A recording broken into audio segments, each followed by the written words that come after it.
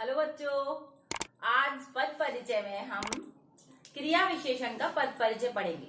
संज्ञा पद और सर्वनाम पद, विशेषण और क्रिया पद हम कर चुके हैं।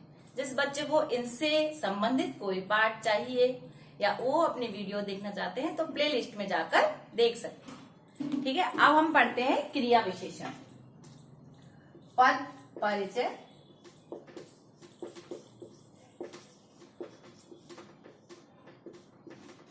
तो क्रिया विशेषण में हमें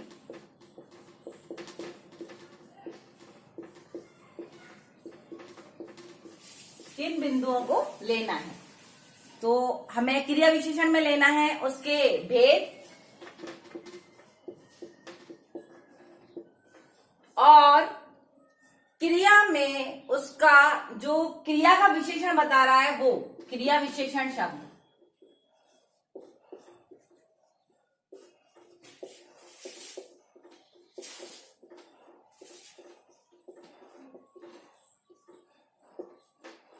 ठीक है, उसके बाद यदि उसमें प्रक्रिया विशेषण है तो लिखेंगे। प्रक्रिया विशेषण है, प्रक्रिया विशेषण के बारे में मैंने आपको बता दिया था कि जो क्रिया विशेषण की विशेषता बताते हैं वे शब्द प्रक्रिया विशेषण कहलाते हैं। ये यदि हो तो हमें उसमें लिखना है। ठीक है, इस तरह से हम लेंगे। और एक उदाहरण, लोग धीरे धीरे जा रहे थे। हमने एक उदाहरण लिया, लोग धीरे धीरे जा रहे थे। तो यहां पे आपको अंडरलाइन आएगा धीरे धीरे।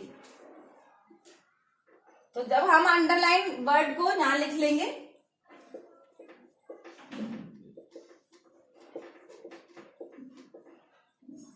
एग्जाम में भी आपको ऐसे ही करना है। मान लीजिए आपको पूछा दिया तो पहले आप उस शब्द को यहाँ पे लिख देंगे और फिर उसके बारे में लिखेंगे। तो कौन सा है ये क्रिया विशेषण? तो हम उसका प्रश्न बनाएंगे। जैसे मैंने आपको पहले बताया था कि हमें प्रश्न से पहचानना है कि लोग कैसे जा रहे थे। तो कैसे मतलब सिस्टम, रीति, ढंग। तो यहां हम पहचान पाएंगे कि वो रीतिवाचक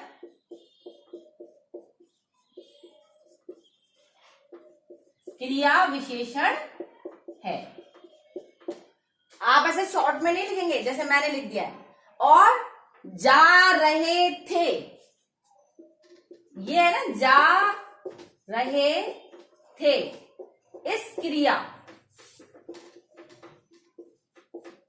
क्रिया का ये क्या है? विशेषण है। इतना ही बताएंगे। क्यों? कि इससे ज्यादा स्टेप इसमें है नहीं और प्रक्रिया विशेषण इसमें है ही नहीं, तो हमें केवल इतना ही बताना है। तो ये आपका कंप्लीट हुआ। अब इसके बाद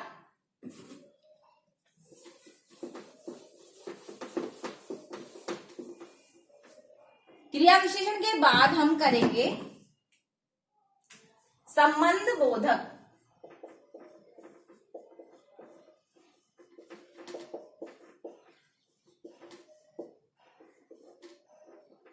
संबंध बोधक में मैंने आपको बताया था जो स्टेप्स हैं। सबसे पहले भेद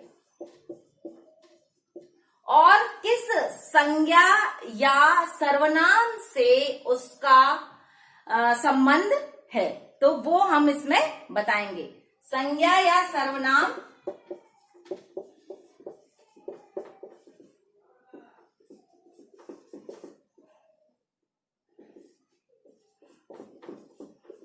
शब्द जिससे उस क्रिया का संबंध होता है वो हम उसमें बताएंगे यदि हो तो। ये उस कंडीशन होता है कि यदि है तो बताएंगे और नहीं है तो नहीं बताएंगे। तो इसमें एक हम उदाहरण लेते हैं संबंध बोधक में। मान लीजिए, बच्चा माता के पीछे पीछे चलता है। बच्चा माता के पीछे पीछे, के पीछे एक बार भी हो सकता है, दो बार, इसमें कोई एक ही उसका वो दे रहा है, पीछे पीछे चलता है। तो देखिए संबंध में आपको बताया था का के बाद में होता है उसकी क्रिया से पहले, तो यहाँ पे है के पीछे, तो के पीछे पीछे मतलब ये है संबंध बोधक। अब आपको ये यहां लिखना है,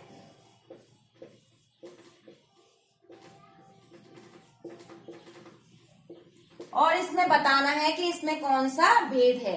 तो आप बताएंगे संबंध बोधक अव्यय है ये, क्योंकि आपने पहचान लिया का के की, इसमें तो एक ही है संबंध बोधक अव्यय, तो आप बता देंगे इसको।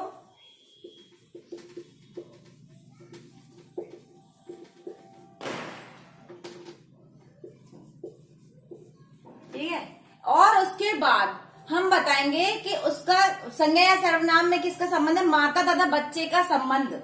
ठीक है, माता तथा बच्चे का संबंध बता रहा है।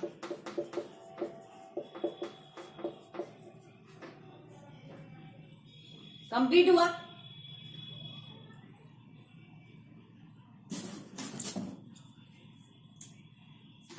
यहां तक हमारा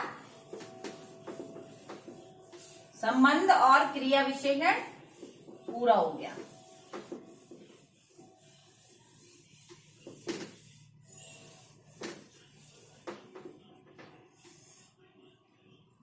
अब है इसके बाद समुच्चय बोधक।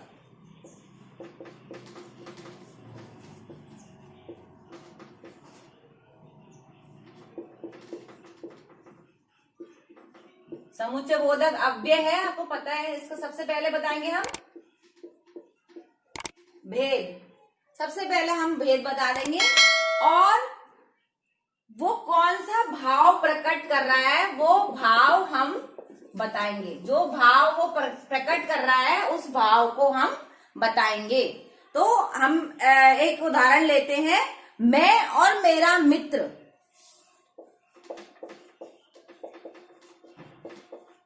समुच्चय बोधक में मैंने बताया दो, उनको जोड़ने वाला, समुच्चय मतलब जोड़ने वाला होता है, और उसे योजक भी कहते हैं।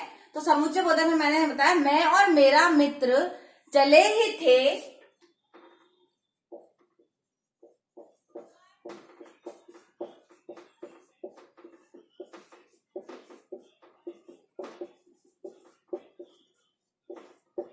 के।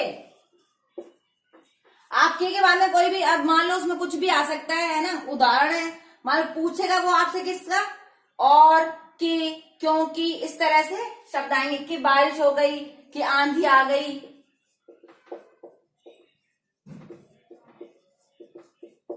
तो आपने देखा यहाँ पे दो समुच्चय बोधक शब्द हैं, जैसे एक तो और है और एक की है। ठीक है, इस तरह से हम अब इसमें सबसे पहले और का करेंगे। और में जो ये है तो समानाधिकरण योजक है। किससे जुड़ा हुआ है ये? इसमें आपको इसके भेद हैं वो आपको उसमें से पढ़ने पड़ेंगे। समानाधिकरण,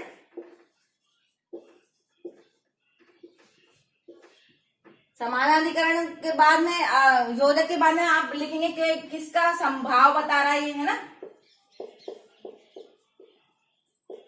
मैं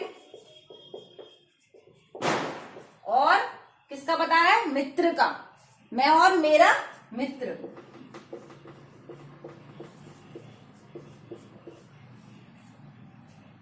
तो क्या बात उसमें बताया है? मैं और मेरा मित्र जो है वो दो शब्दों को मिला रहा है, दो शब्दों को जोड़ रहा है। जोड़ना ही होता है योजक, यानी जोड़ना। तो समुच्चय का मतलब जोड़ना। तो यहाँ पे दो शब्दों को मिला रहा है, मैं और मेरा मित्र। ठीक है, तो ये आपका पूर्ण हुआ। अब है की। तो की में आपका इसका एक ये लिखेंगे, समानाधिकरण होता है, एक व्यधिकरण होता है। तो यहां लिखेंगे व्यधिकरण योजक।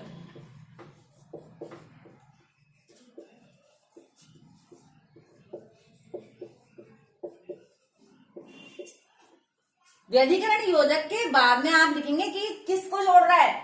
एक तो ये इसमें वाक्य, इसको बोलेंगे उपवाक्यों को, दो उपवाक्य हैं इसमें। जबकि क्योंकि जो चीज होती है तो इसमें क्या होता है, दो उपवाक्य जुड़ रहे हैं। एक तो मैं, ये मेरा मित्र चले ही थे, तो यहां से यहां तक एक उपवाक्य और ये दूसरा, इसको जोड़ने का कार्य ये कर रहा है। तो यहां पे आप लिखेंगे कि दो उपवाक्यों को मिला रहा है।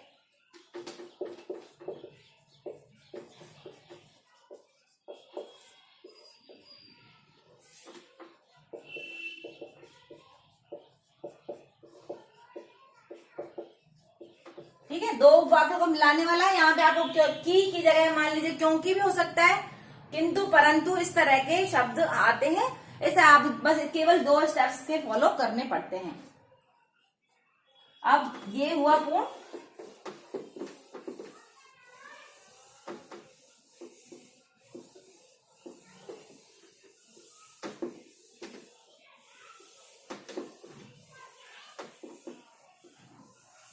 अब जो आपका अंतिम बचा है वो है विस्मयादि बोधक पदों का परिचय।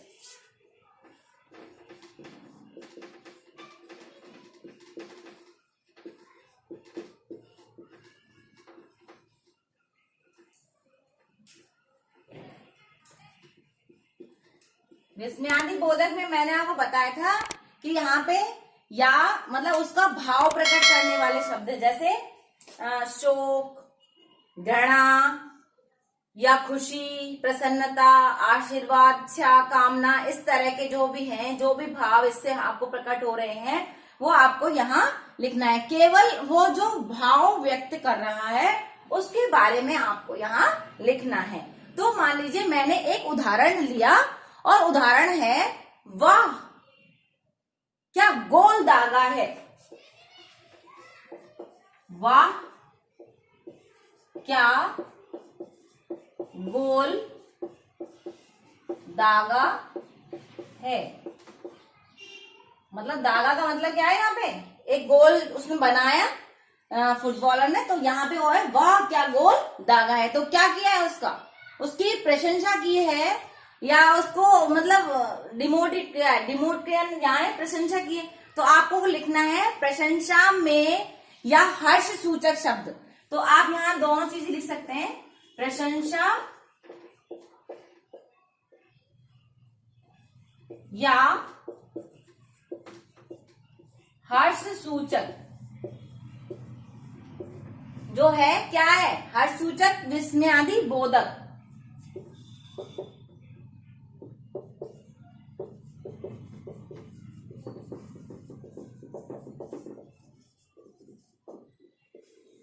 ये आपको यहाँ इससे पहचानना है, ठीक है, कि उसने। अब आपका ये चैप्टर खत्म हुआ।